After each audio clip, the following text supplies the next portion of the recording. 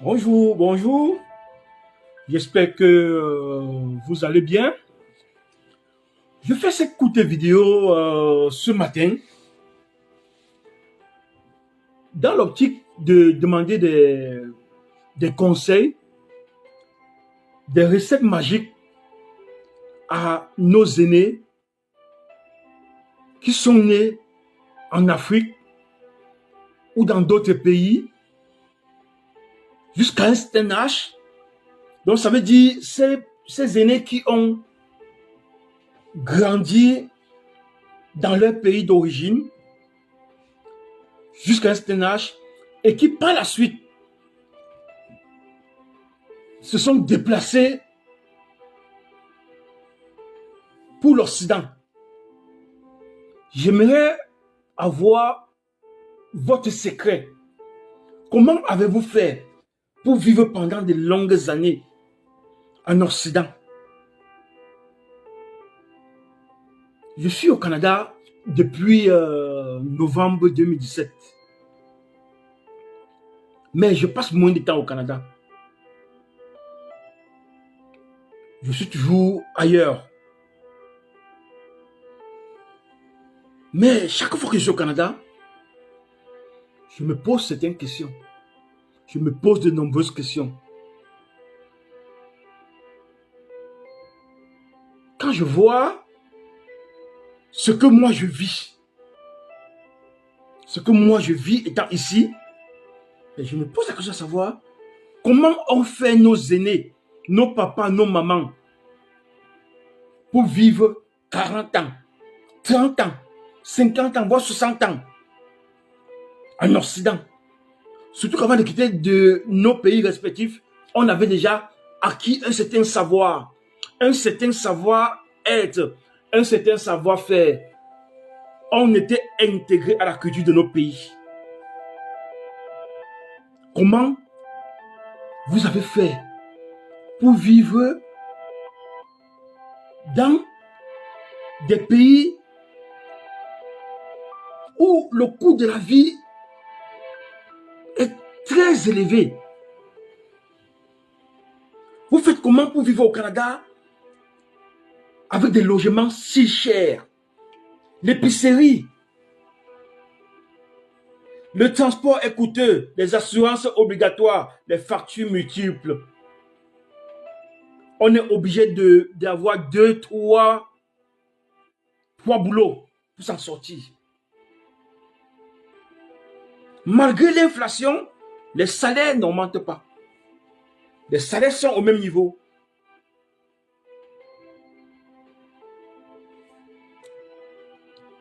Vous faites comment pour vivre dans ces pays où le logement pour se loger est un combat permanent?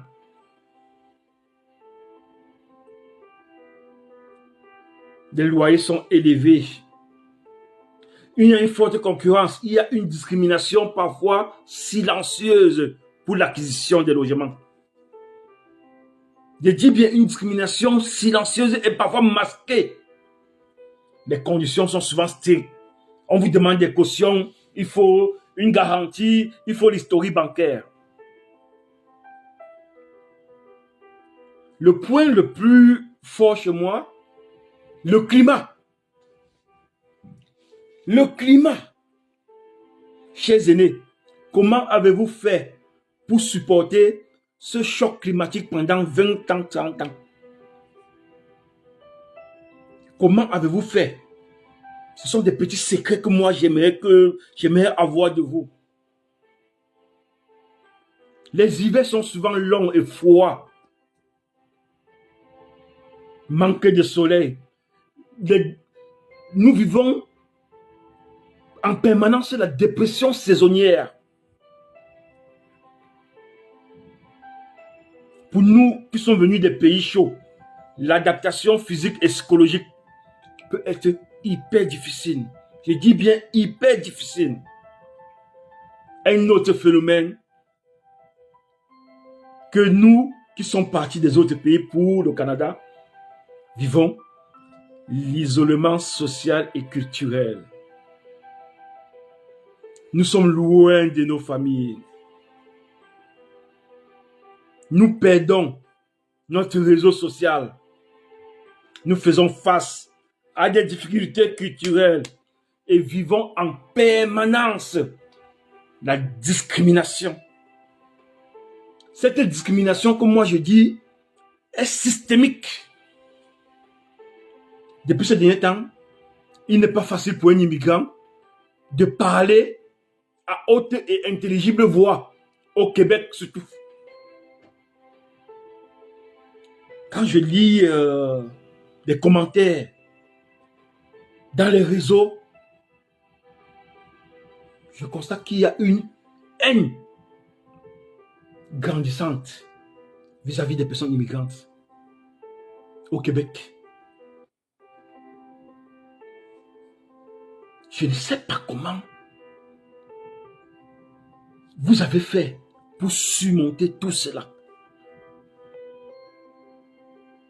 Nous sommes partis de nos pays avec des diplômes, des gros diplômes, des diplômes universitaires et par moments de fortes expériences. Mais quand on arrive en Occident, on connaît ce qu'on appelle une déqualification professionnelle. Je dis une déqualification professionnelle. La non-reconnaissance de nos diplômes. La non-reconnaissance de nos expériences. La grande majorité des immigrants sont obligés de reprendre les études. Nous sommes obligés de reprendre les études. Nous sommes obligés d'accepter des emplois en dessous de nos connaissances, en dessous de nos compétences, en dessous de notre savoir, en dessous de notre savoir-être. Et le plus souvent, qui sont nos superviseurs? Nos superviseurs sont des personnes qui n'ont pas des compétences que nous avons.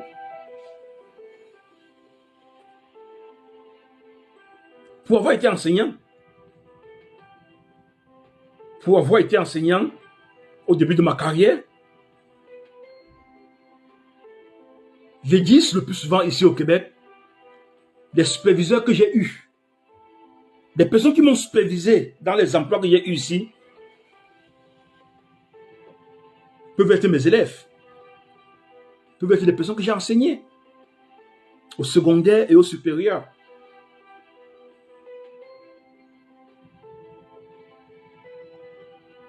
Nous quittons nos pays et venons en Occident se noyer dans une dépression psychologique intense. La pression est constante.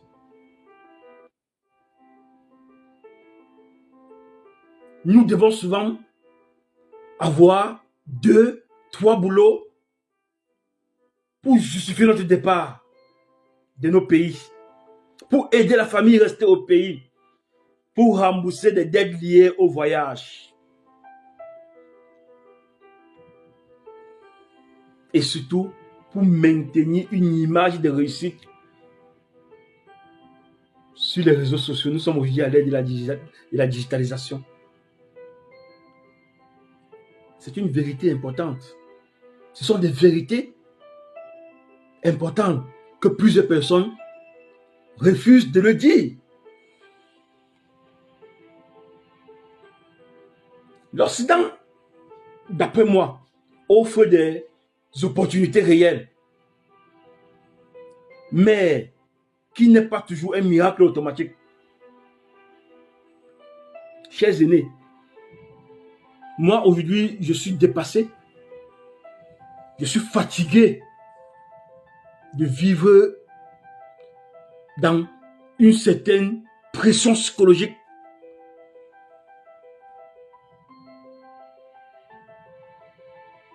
Moi, aujourd'hui, je ne veux plus vivre dans un pays qui ne me reconnaît pas, qui ne reconnaît pas mes qualifications, qui ne reconnaît pas mes compétences.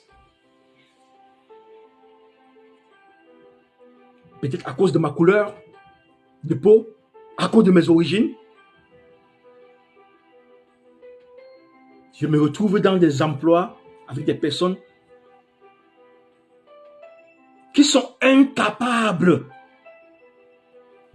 qui sont, je dis bien incapables, qui n'ont pas les compétences supérieures aux miennes. Mais occupent des postes de supervision. Chers aînés, dites-moi, je veux savoir comment vous avez fait pour surmonter tout cela. Parce que moi, je n'arrive pas.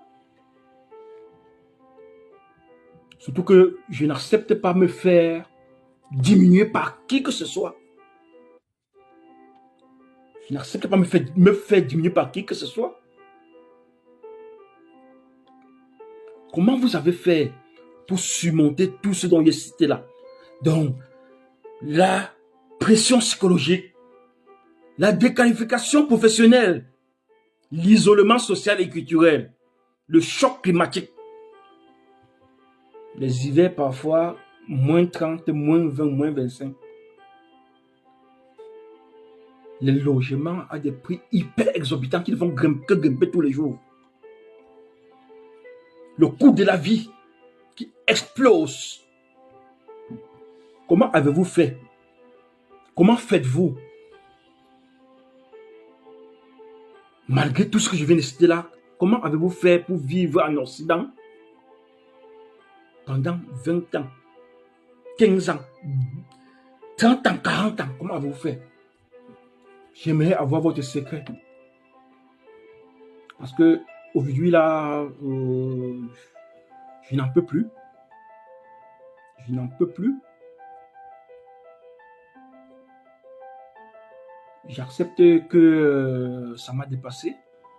Peut-être après vos réponses à ma préoccupation, peut-être vos réponses peuvent booster et changer ma manière de voir, ma manière de comprendre cette situation, de comprendre ce que je vis là. Par moment au Canada, dans ma tête, c'est comme si j'étais dans le nuage, comme si j'étais perdu là. Je ne sais pas si toi qui es immigrant comme moi, si tu ressens parfois la même chose que moi. Donne-moi ton avis dans les commentaires. Chers aînés, j'attends avec impatience vos réponses. J'aimerais que vous nous dites comment vous avez fait pour surmonter toutes les difficultés, toutes ces pressions, tout ce racisme systémique que connaît la personne immigrante en Occident. Vos réponses sont attendues. Merci et bonne journée.